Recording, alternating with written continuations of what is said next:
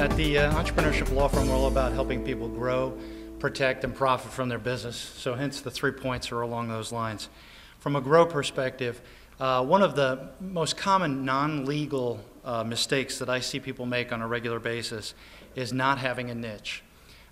It's very important in order to be able to find customers that you identify who your best customers are. So by way of example, if you sold an automotive product, a niche is not all of the owners of automobiles, but a niche would be all of the owners of VW Bugs from the 1960s.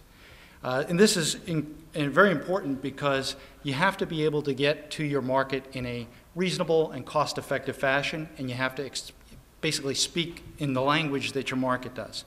So if you're finding that you have trouble getting business, it usually means that either you don't have a niche, you're not speaking to the niche's needs, or the niche itself doesn't value what you offer. The next important thing on the growth side is the difference between information and action. Imperfect action always beats doing nothing. So waiting until everything is perfect before you do something is not the way to go. Okay? Now moving on to the second point, protecting. One of the key areas, one of the biggest legal mistakes that I see business owners make all the time has to do with contracts.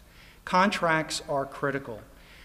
People will come in my office and they'll say, well, I'm not going to sue on the contract, so I don't need one. Well, that is absolutely wrong.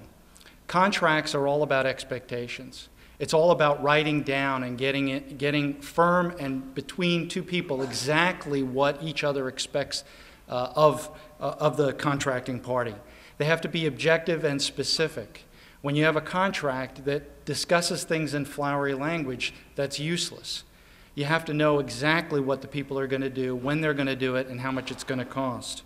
And remember that a contract is both a sword and a shield. So if somebody comes after you, you need that contract as much as you did if you were going to go after them, so that you could prove that you did what you were supposed to do. Next is co-owner agreements. We hear people talk all the time about the two certainties in life, right? Death and taxes. The reality is that there's a third certainty, and that is that you will leave your business. You may leave it vertically or you may leave it horizontally, but I assure you, you will leave your business. So the key is to make sure that you have your business departure plan in writing and early. Sometimes people will wait until they become successful before they put in place a business departure plan or a buy-sell agreement. That is the wrong thing to do, because when you're successful, then the sides have been set up. Issues arise. Money changes people, right?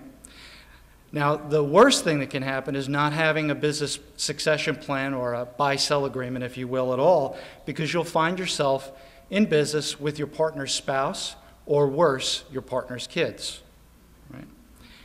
If you're sitting in your seat thinking to yourself, hey, we've been friends for 20 years, we don't need a buy-sell agreement, we don't need a partnership agreement, you're dead wrong. Those are the people who end up in litigation. And where it might cost you a few bucks now to put in place a buy-sell agreement, litigation will cost you tens of thousands of dollars. Now moving on to profit.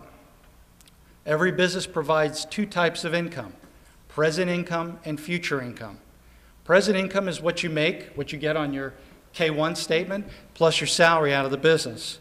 But the future income is the capital appreciation. It's the value that the business has in and of itself. It's something that's transferable.